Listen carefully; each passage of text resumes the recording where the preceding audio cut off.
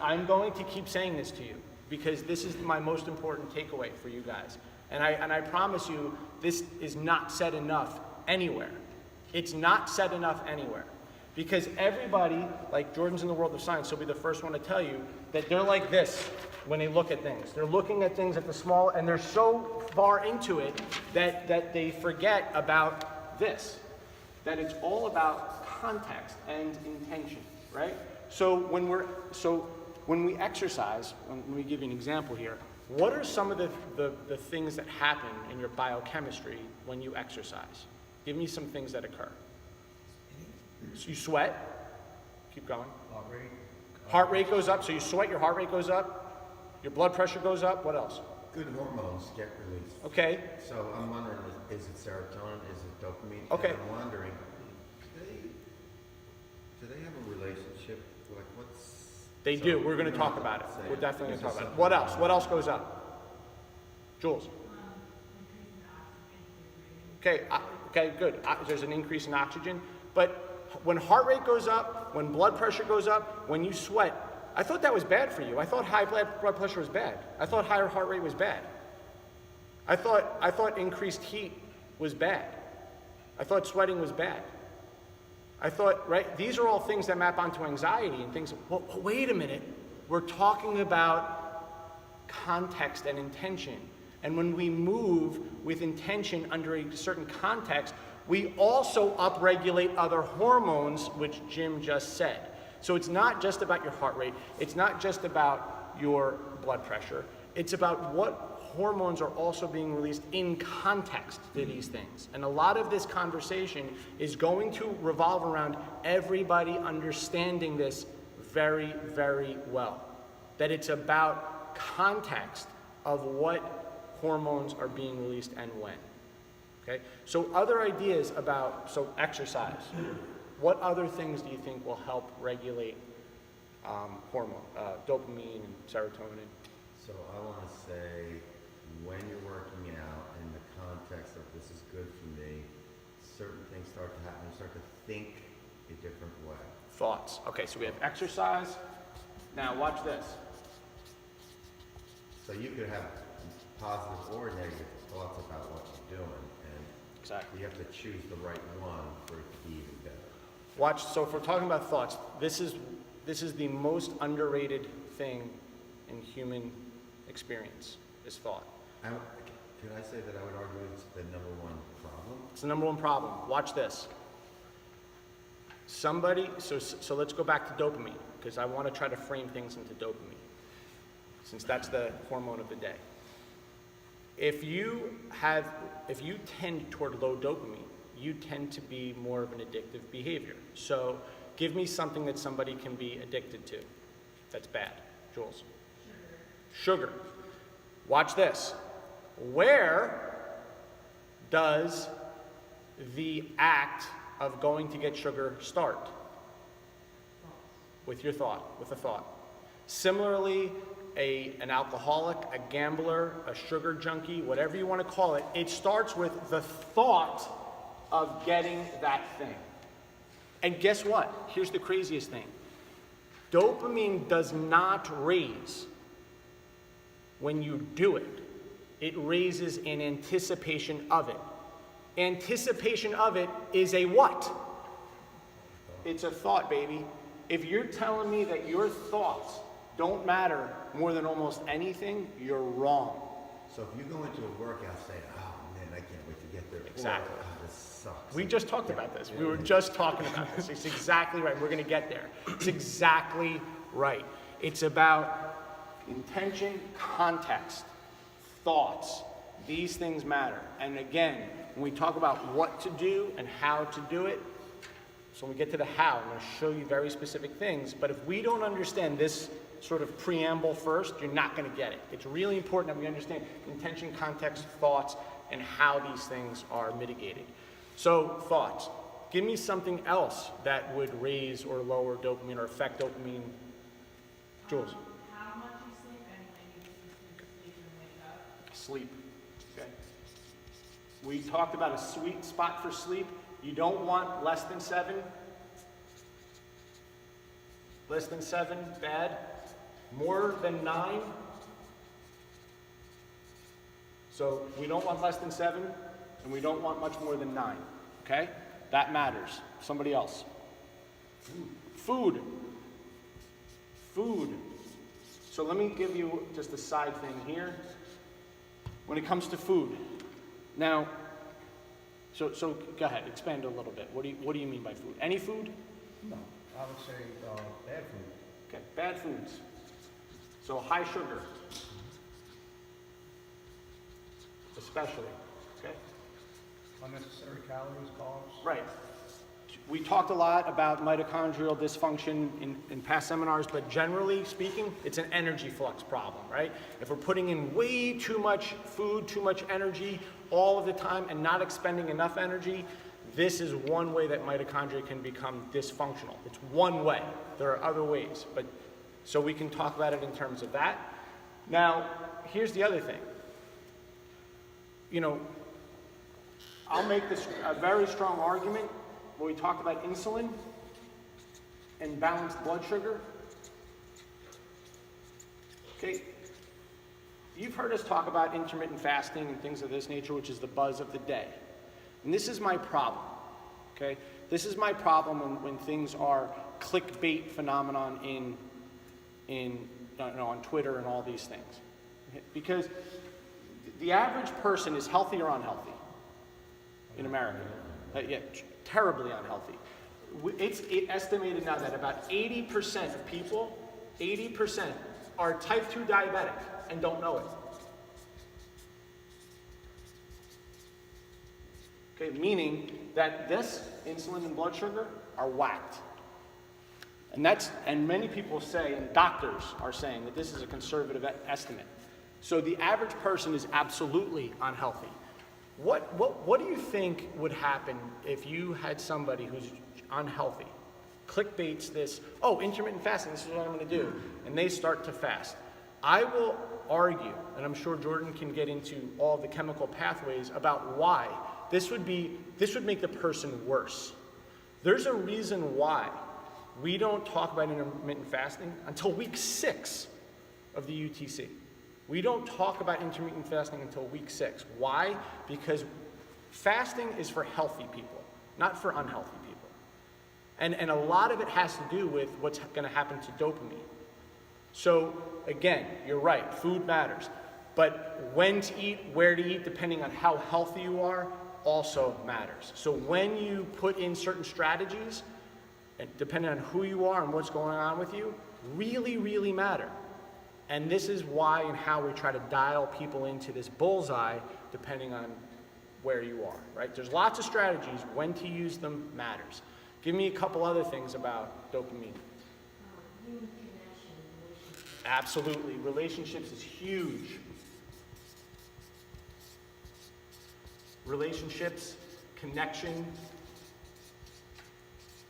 is absolutely true. And something else. Meditation.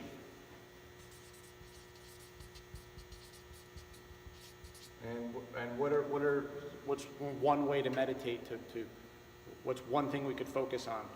Breathe. Breath work. Give me a couple more. Jules. Okay, meds. Absolutely. Some other things. What are some ways that you think things that we do either on a daily basis or practices you might have that would affect dopamine? Give me one or two more. Stress. Thank you. One more. Did you say alcohol? Okay, alcohol. So we'll just say meds. We'll go meds, drugs. Meds or drugs. Okay. Also supplements. You know, those definitely affect. Give me one more thing. What else do you think would affect your dopamine levels? Environment.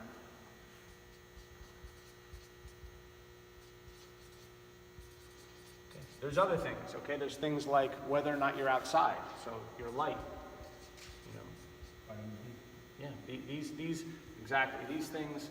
So there's sort of like, Jim was mentioning it earlier about, does serotonin and dopamine work in similar ways with other hormones? Absolutely. And there's sort of these backdoor influences that we'll talk about. But you guys already know how heavily things like D3 are involved in serotonin regulation and things of this nature. Jules? I know you said this kind of goes with the environment, but the season that it is. The season. Very good, exactly. So all these things would affect hormones in general. Now, so what are some of the things we could do to optimize these things? How can we take all of this information and condense it into one short practice? How can we take all of these things and start our day off in such a way that it will address almost every single thing here, to start our day way up here? Okay, how long do you think is a reasonable amount of time for us to be able to address all of this stuff in some way for the benefit of the rest of your day, so that you feel happier and more focused? How much time do you think would be a reasonable amount of time to invest? Being, knowing that the more we practice, the better we get. So what's reasonable? How much? Hour? Okay, an hour? Okay, 1 hour. Any other? What would you be willing to do? 15 minutes. 15 minutes? Okay. What's that? Yeah, so how much time? Hour? Okay. How much time would you realistically be willing to do? Meaning, how much earlier would you be willing to wake up here? Or how much later would you be willing to go to bed? These are things that you have to ask yourself. Because here's the thing about I don't know about you guys, but the one thing that I've learned about being a human being is there seems to be no end to suffering, right? And the older we get, right, the more we find ways to suffer. So I mean, unless I'm all alone in this, but it's everybody I talk to seems to find new ways to suffer, right? And that's what this is really about, is how do we suffer less? Because suffering does what to hormones, right?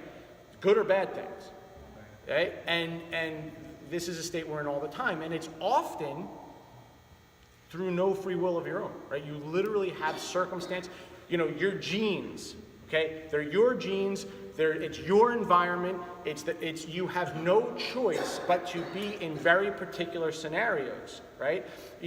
We could talk about how things like estrogen as opposed to testosterone affect dopamine dramatically.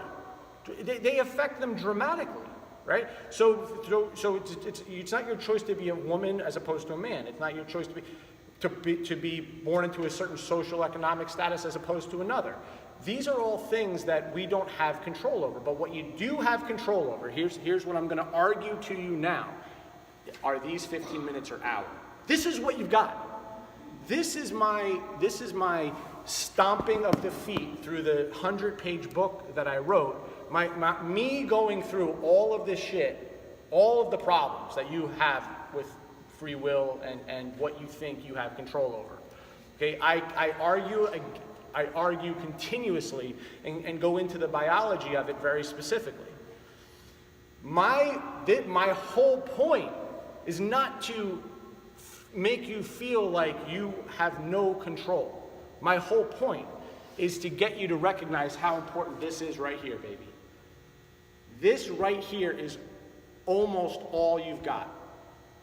Now, we've already had discussions on this topic, but for people that want to debate this, we can do it another time.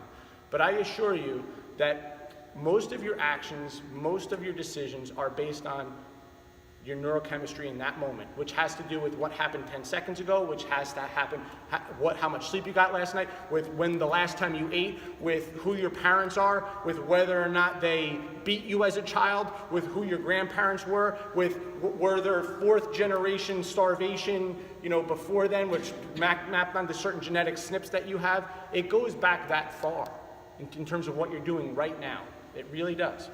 So my argument is that this thing right here, I'm going to keep saying it, this thing right here is the one time during the day where you can really practice these two things. So would you say that somebody says, I don't have time for that, we'll do it for a minute. Right. Well, that will be the thing, right? To start with something.